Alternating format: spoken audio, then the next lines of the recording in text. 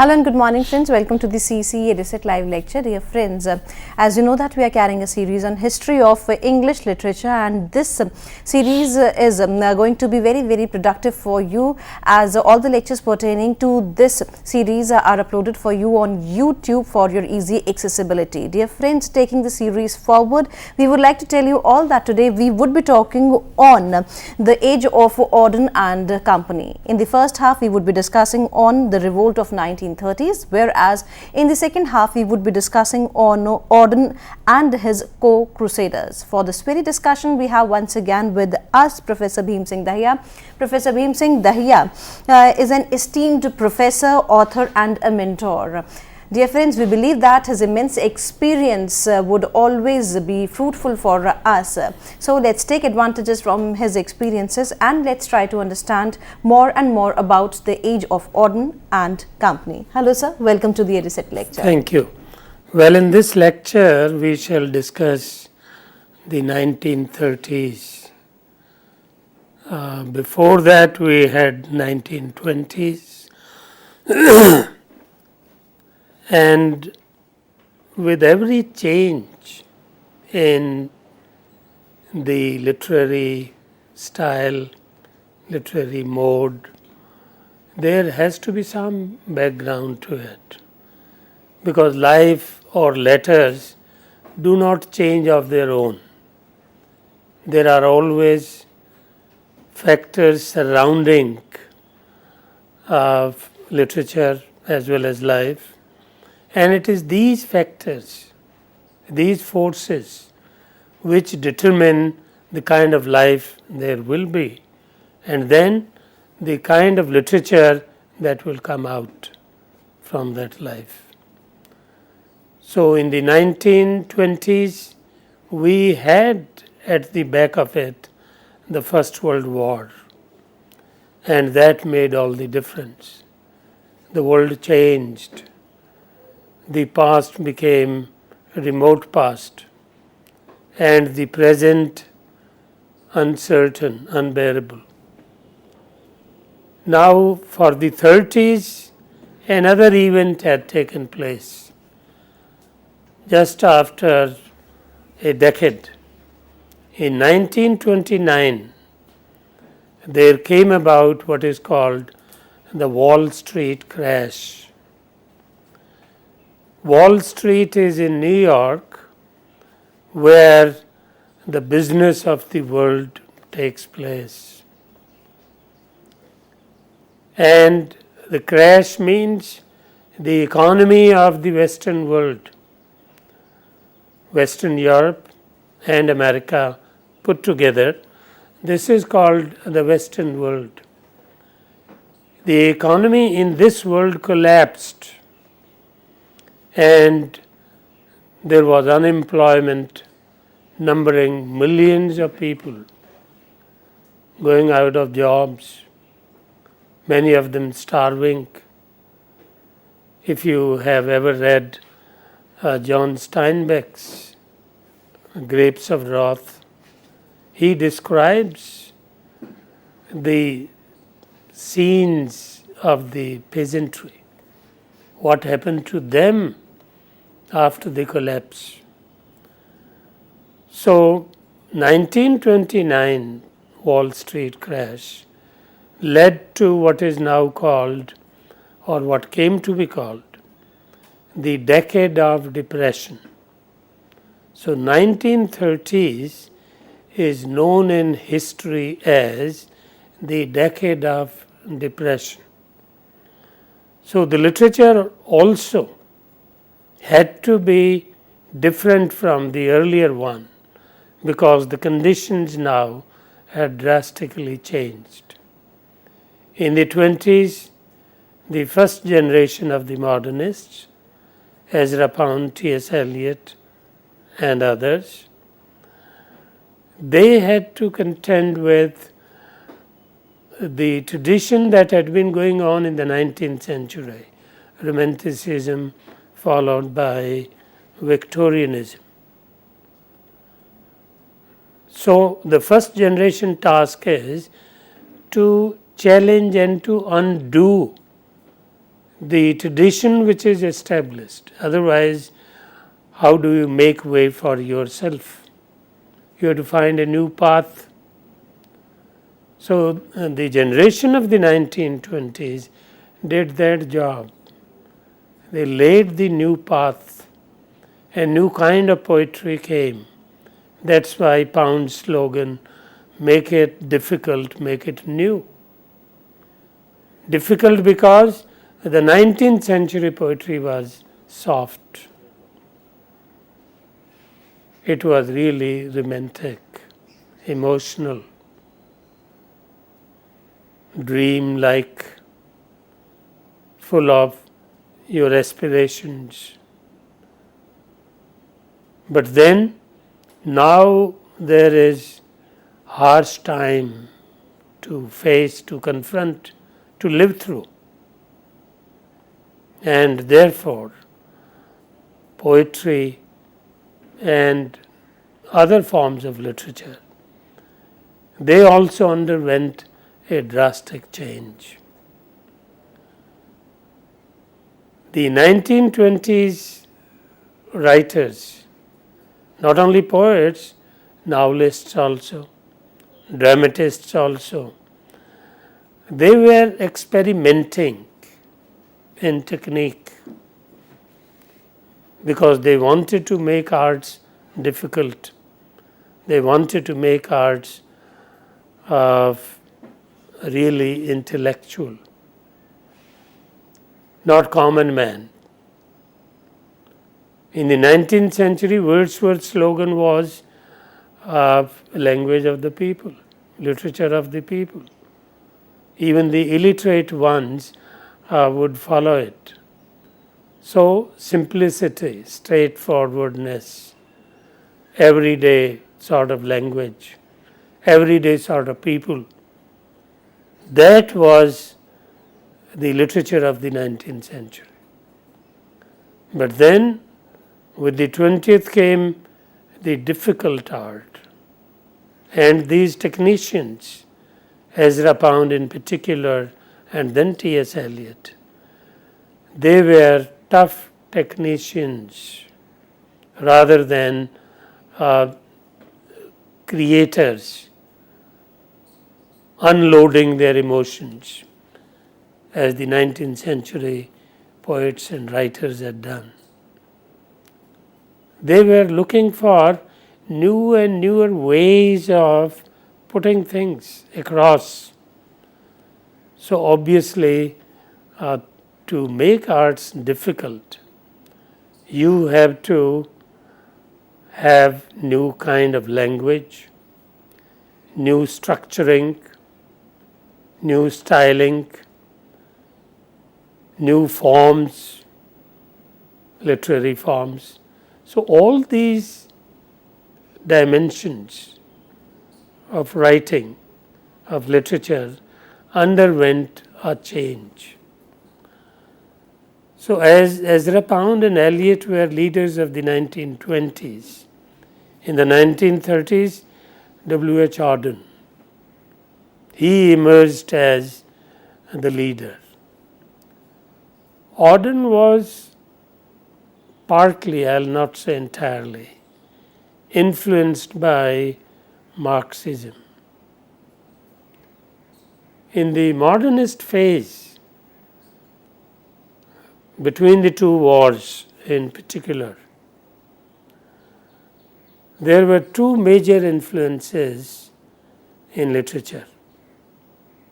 One was Karl Marx's ideas, and they became very attractive during the 30s because of the special reason of the Wall Street crash, because of the conditions becoming grim for everyday life.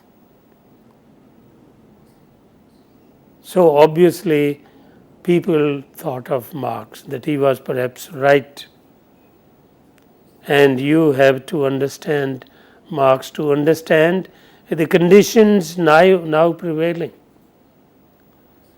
So most writers in the Western world Europe and America, they turned to Marx and Auden and his group. The group included Louis MacNeice, Stephen Spender, C.D. Lewis. This group of poets, that is called the Auden group. And it were these poets who consciously revolted against the 1920s, against the ethos and style of Ezra Pound and T.S. Eliot. They said to be a mere technician in arts or literature is not enough. What is needed, what is more important, is to address the issues that affect people's life, everyday life. So, from style and technique and form, they turn to the content, the theme, the substance of literature. And that's why the poetry of the 1930s, the revolt that came about, headed by W.H. Auden, it emphasized the people as the subject of poetry and their problems. The problem of the modern age.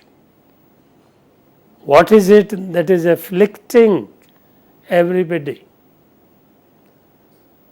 So, on the socio-economic or socio-political plane, they found solution in the writings of Karl Marx. They found it convincing.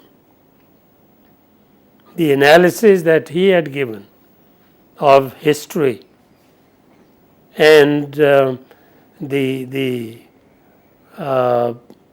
end result of pursuing capital economy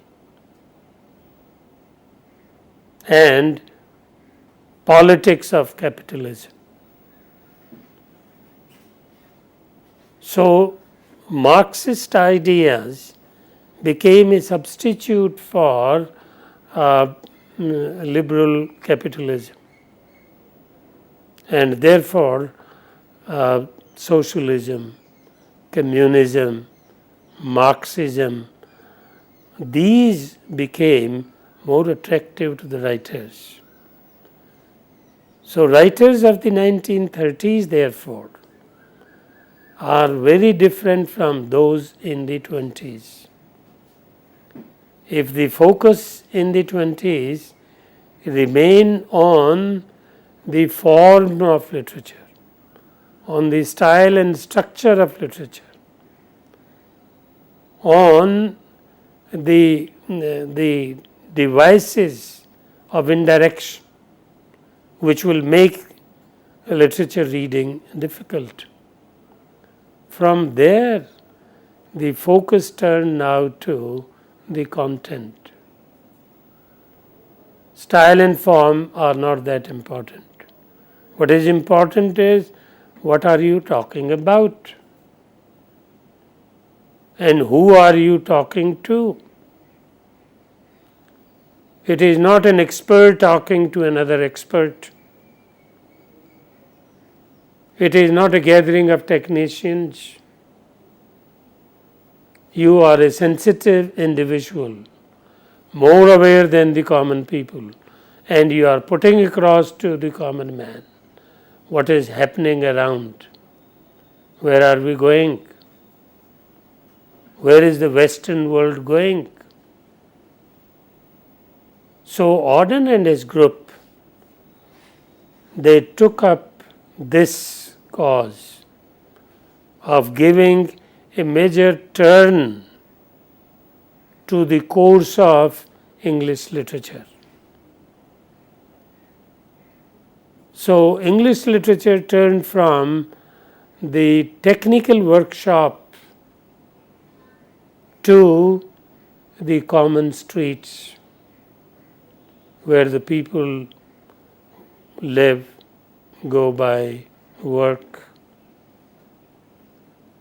Not the technician's workshop to find new and newer tools and ways of hammering out, as Ezra Pound would say, hammering out new styles of poetry. So, styles Auden and other colleagues of his declared is secondary. So is form. What is primary and what is of central importance is what you are talking about. So they are talking about the contemporary conditions, which have now become very grim because of the collapse of Western economy, the collapse of liberal capitalism. So they have to look to alternate ways of recovering life and whatever it can offer. So the entire Western world looked up to the opposite, the alternate, and the alternate was being practiced in the Eastern Europe, in that world. So Europe after World War I stood divided into two worlds clearly. One, the world of liberal capitalism, and the other, the world of Marxist socialism. So now, because of the failure of liberal capitalism, the writers turned their back on that and started looking the other side, the Eastern Europe side, and how things were there. So it is this, and that is why Auden is writing about the important historical events which are taking place in the 1930s. For example, the Spanish Civil War of 1937. Auden wrote a poem on that, and a major poem, a significant one, and analyzed the socio-political situation of Spain. What has brought about the Civil War and where is it going to lead? The trouble that is waiting for the nation. So all that, now you see the change that has come about in the nature of poetry is no longer like the wasteland, Eliot's or Ezra Pound's cantos, where your attention always goes to the technical aspects of poetry. What is happening there? But here nothing is happening on the technical side. All that is happening is on the side of the content, the theme, the subject that we are talking about. So the Spanish Civil War, which was a major war in Europe, and this finally led to World War II in 1939.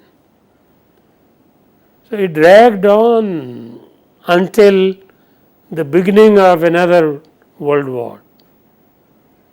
So, from 1937 to 39, Spanish Civil War was going on, and writers had turned activists. They were not in their laboratories. They were not there in their technical workshops where poetry is manufactured. They were actually participating in what was happening in history, how Europe was undergoing a change, and how life of the people was undergoing a change.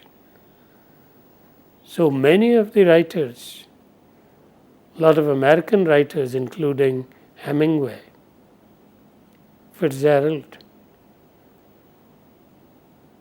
first they joined the First World War, and then in the Second and Spanish Civil War, Hemingway in fact used to boast that there was never a war during his life in which America was involved and he did not participate.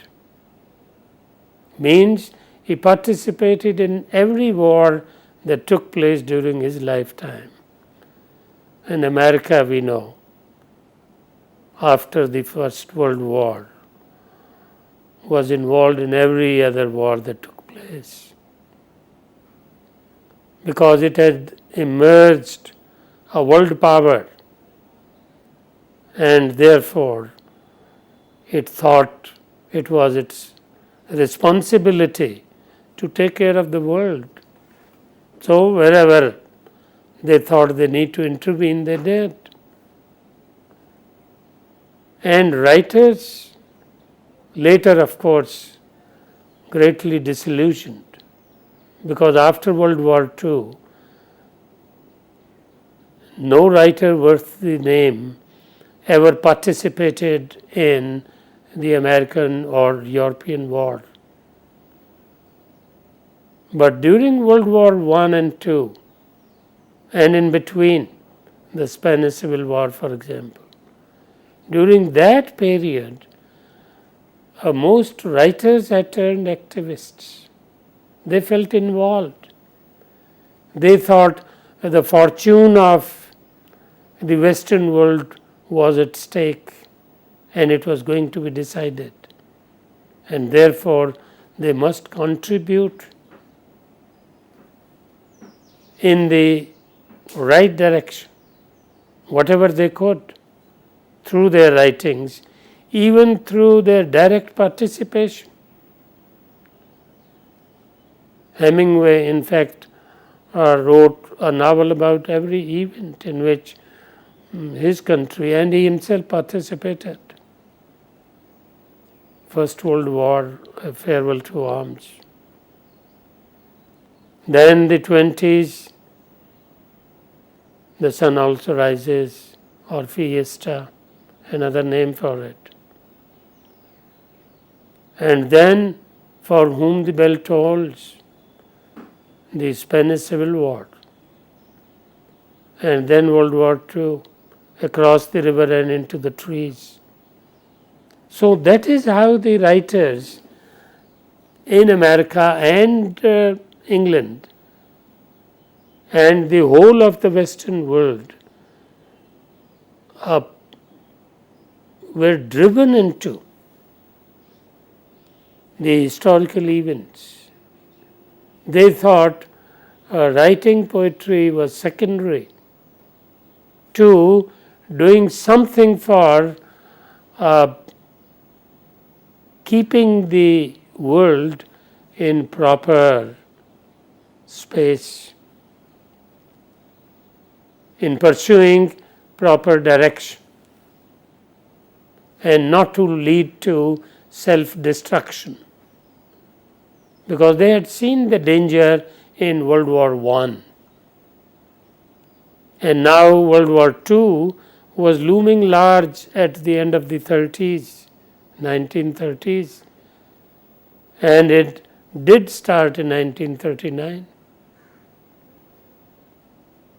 with Hitler overtaking Poland just in a day.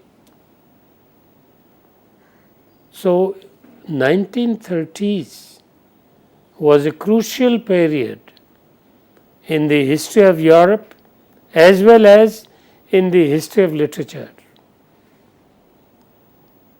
And that's why this decade by itself emerges as a unit of history as well as a unit of literature, which is different from the literature preceding and literature following. So it stands out as a distinctive Marxist pursuit by the writers in their writings as well as in their real life. And Auden was a leading poet, a major poet, and as I said, he wrote a major poem on the Spanish Civil War. Similarly, he wrote on the beginning of World War II. His poem September 1, 1939. That was the day World War II began. That was the day Hitler ran through Poland. Just in a day. Similarly, France later, so on and so forth. So, September 1, 1939 is another major poem by W.H. Auden, which you see pictures life of its times. So, major poets do not confine their writings to their private feelings and emotions, to their private affairs and events, to their private problems. They always look beyond themselves. They always look around in the larger world, the historical world, and make their writings inclusive. During the Romantic period, you saw there was a tendency to make it exclusive, personal, ward of the world outside, look within. But here it is inclusive. It includes all that is happening around. So history comes into it. So it is of greater historical significance than the earlier literature preceding it in the 1920s. Thank you.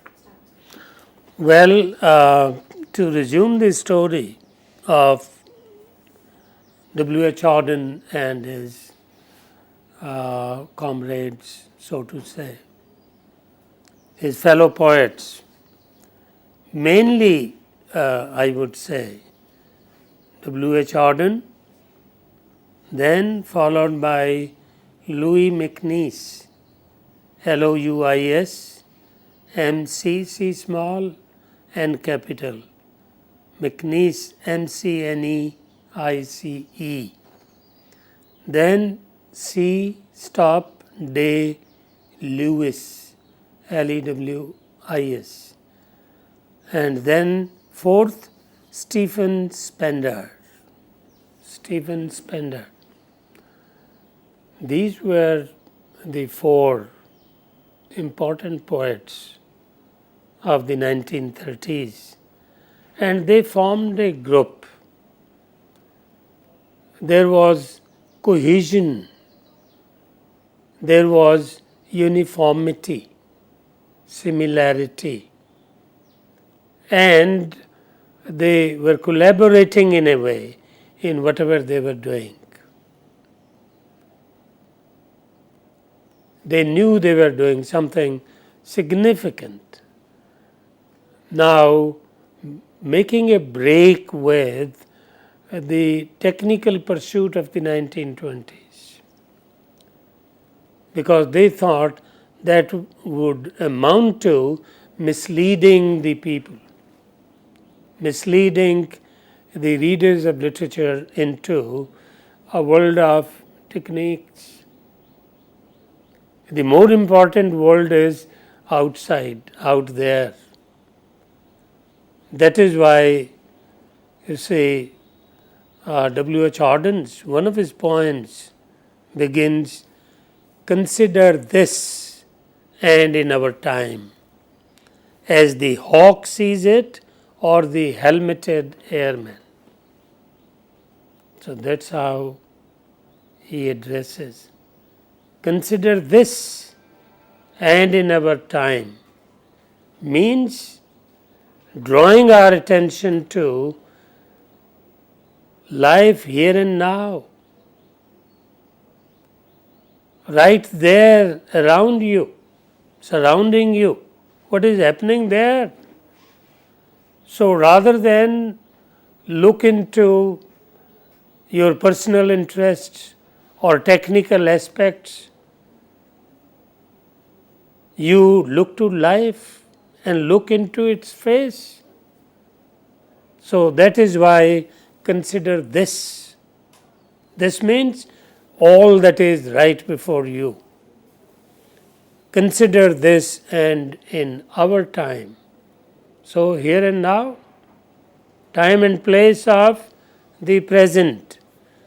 Consider this and in our time as the hawk sees it and helmeted airman. So the image of the hawk and the helmeted airman both indicate to trouble, because hawk is an hunting bird and helmeted airman, the Air Force man, the military man, is in action when there is war. So indirectly, you see, Auden is indicating what the times are and what is it that needs our attention. So consider this and in our time as the hawk sees it or the helmeted airman. And look another. Get there if you can and see the land you once were proud to own. Though the roads have almost vanished and the expresses never run, smokeless chimneys, damaged bridges, rotting wharves and choked canals. tram lines buckled, smashed trucks lying on their side across the rails, power stations locked, deserted, since they drew the boiler fires, pylons falling or subsiding, trailing dead high-tension wires, headgears gaunt on grass-grown pit banks, seems abandoned years ago. Drop a stone and listen for its splash in flooded dark below. So here is a picture of large-scale devastation, destruction that has been caused by the World War. Life now is in disarray. Everything destroyed, broken, rendered, non-functioning, so on and so forth. So it may be industry, it may be roads, it may be water plants, electricity, everything stands destroyed, damaged, rendered non-functioning. So it is this kind of poetry which is very different from Eliot's The Waste Land or Pound's or the Cantos, because they were more interested in the technical aspects or in the style of living and style of writing, both. So their attention went to the externals, but here the attention is being compelled to look into what is happening right there under your nose. So see there and then see what Auden says further. They that take the bribe shall perish by the bribe. So here poetry is a direct address. Poetry is a direct speech. Someone talking to people. In the poetry proceeding, you do not have this kind of direct address to the people and telling them the harsh truths. You had never come across in poetry this kind of line, for example, they that take the bribe shall perish by the bribe. Has any poet ever said it before? No. Auden says it. They that take the bribe shall perish by the bribe. Dying of dry rot, ending in asylums. A curse to children or charge on the state. But still their fears and frenzies infect us. Drug nor isolation will cure this cancer. It is now or never, the hour of the knife, the break with the past, the major operation. So here is poetry which is a poetry of activism, a poetry of action, not intellectual poetry, not poetry for thought. Here it is not food for thought. Here it is a call for action. Things have become ripe. Things have become rotten. And the time has come. He says, the time of the knife. which means now the operation has to take place. In T.S. Eliot, we saw evening compared to the patient etherized upon a table. So that was the image of death in life.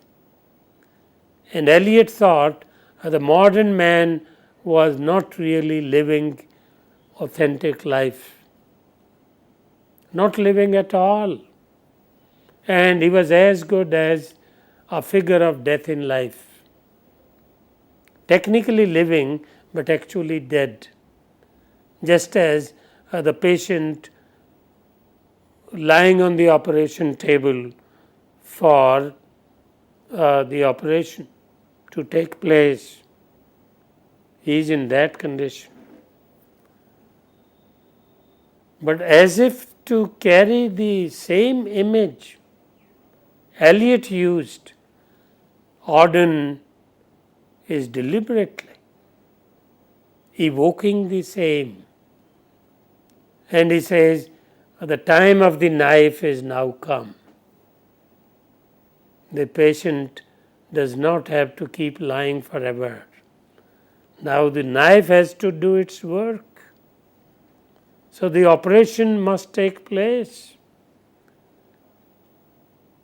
So the Western civilization, which has gone rotten, which is as good as dead, to revive it, to give it new life, a major operation has to take place. And this operation is war. Here is a war cry. Here is a call for action and asking the common people to rise. Not the elite. That is another major difference between the poetry of the 20s, which was elitist, more worried about the form, the style, the looks, puffs and powders. Here no room for puffs and powders. No, room for attention to the externals. How you look, how you walk, how you talk. So it's not a question of style, not a question of form. Here is time where time is not to be wasted, and immediately the operation must take place. So the time of the knife has come, and therefore take arms against the sea of trouble, and now undo the wrong. So that is the kind of poetry which is just the opposite of the poetry of T.S. Eliot and Pound, where your attention is drawn away from actual life,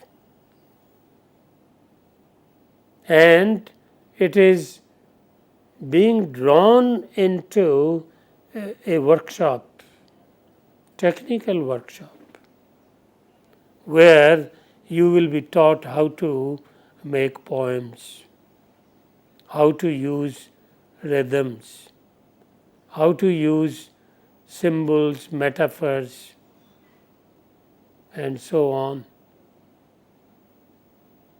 No such thing, no nonsense. Here is a call for action. So it is a poetry of activism.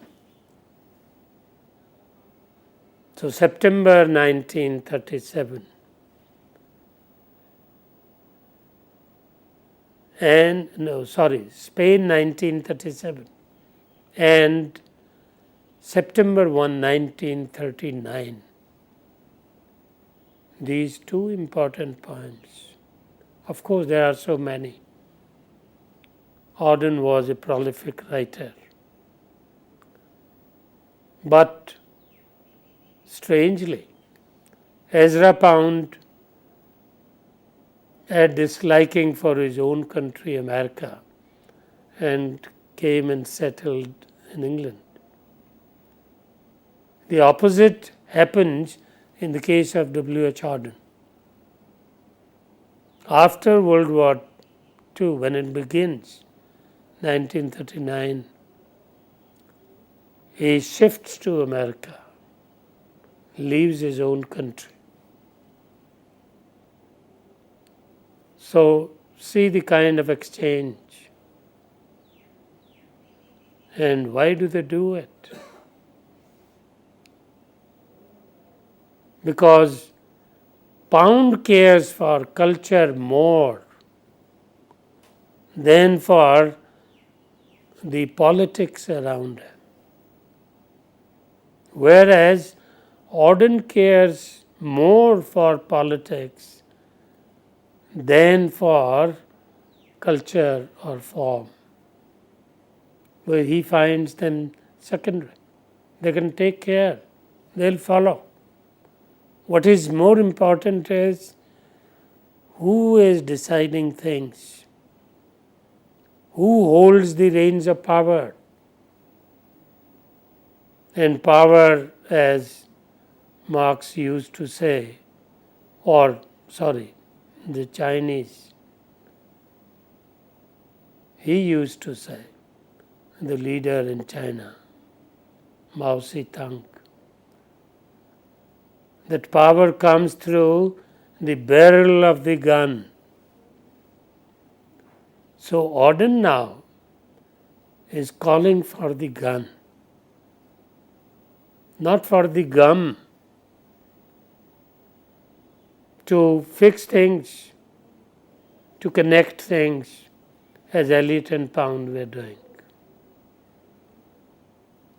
There is no time for that paperwork, that idling of minds. Things have come to a pass where not a minute or second is to be wasted, and you have to take to action.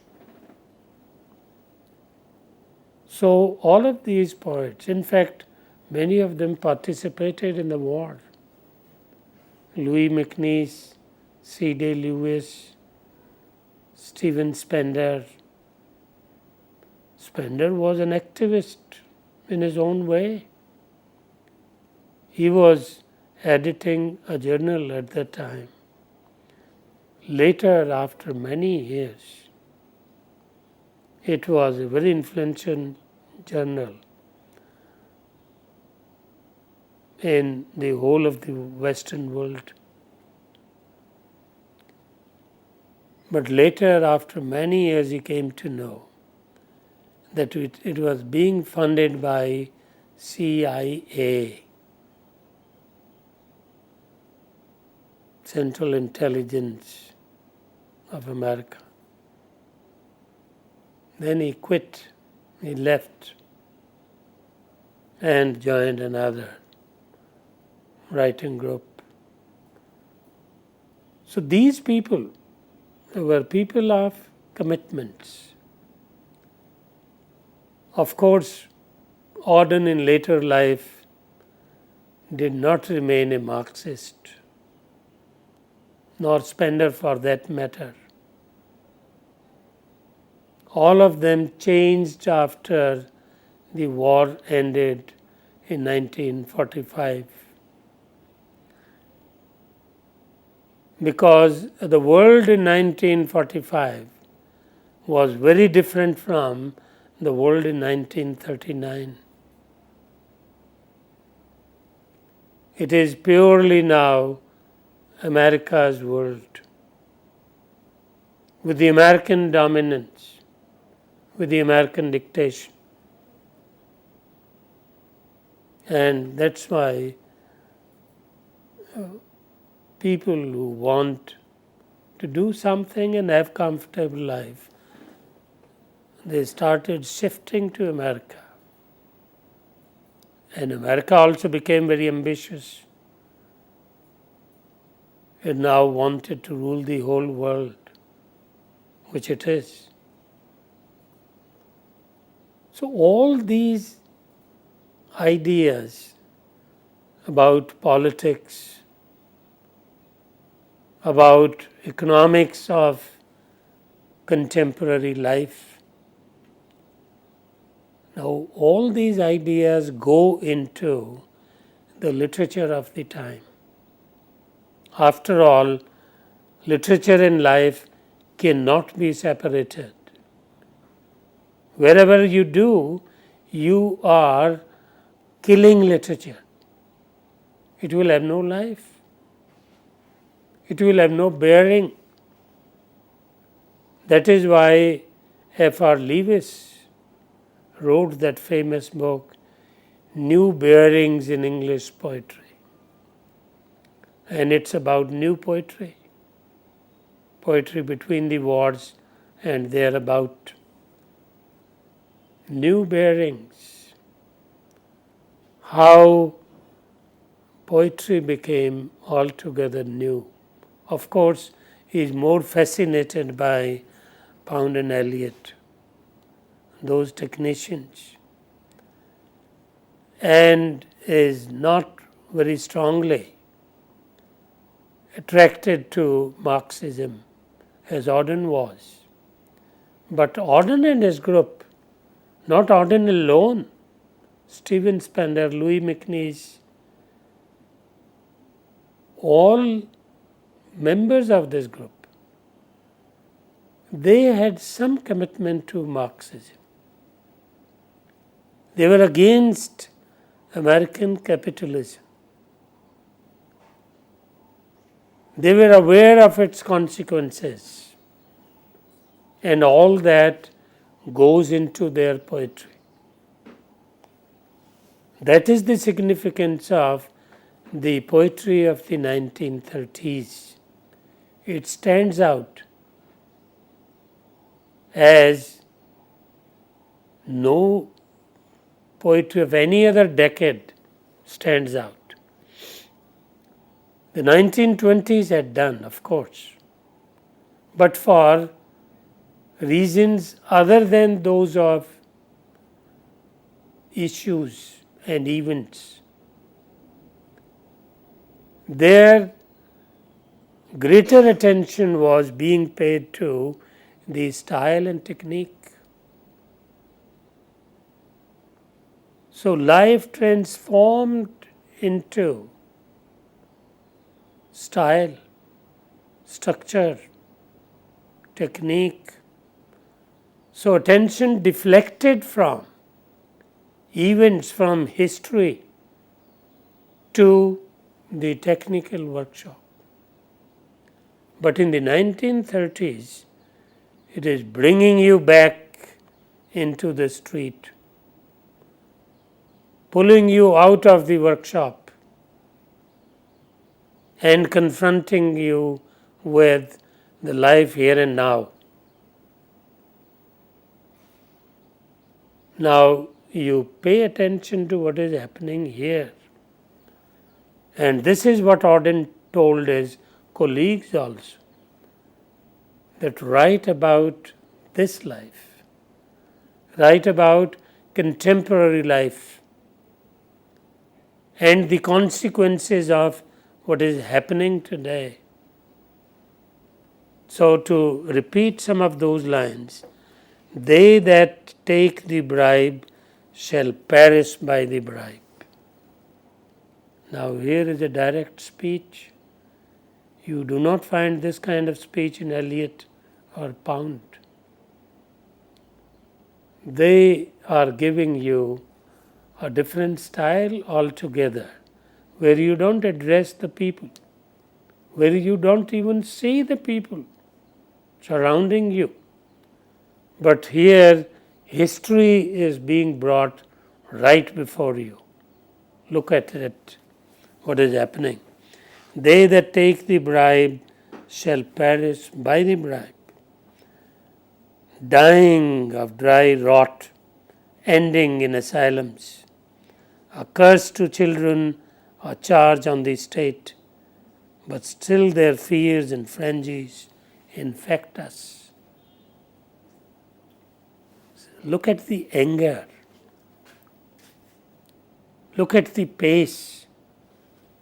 So this anger, this anguish is missing in the poetry of the 20s, where technique gets priority and the subject becomes secondary. So importance of the 30s is to bring back the subject and its significance in poetry, in literature in general. Thank you. With this note, thank you, sir. Thank you so very much. Today we had a very good session on the Age of Auden and Company, where we try to understand about the two topics, the revolt of 1930s and Auden and his co-crusaders. Dear friends, we believe that you might have liked today's lecture. If you want to give your feedback regarding this lecture, then you can mail us at info.cc@nic.in, as well as if you feel so that you have any question which is required to be answered, then also you can contact us through our email ID. Definitely we would love to solve your queries the next time when Professor Bhim Singh Daya visits our studio. Dear friends, we would like to tell you all in the future session we would be covering the post-war poets. So keep watching us through YouTube as well as through our live transmission, that is through webcasting. So as I said, we would be meeting very shortly, very soon. Till then, take care, goodbye. Thank you, sir. Thank you so very much.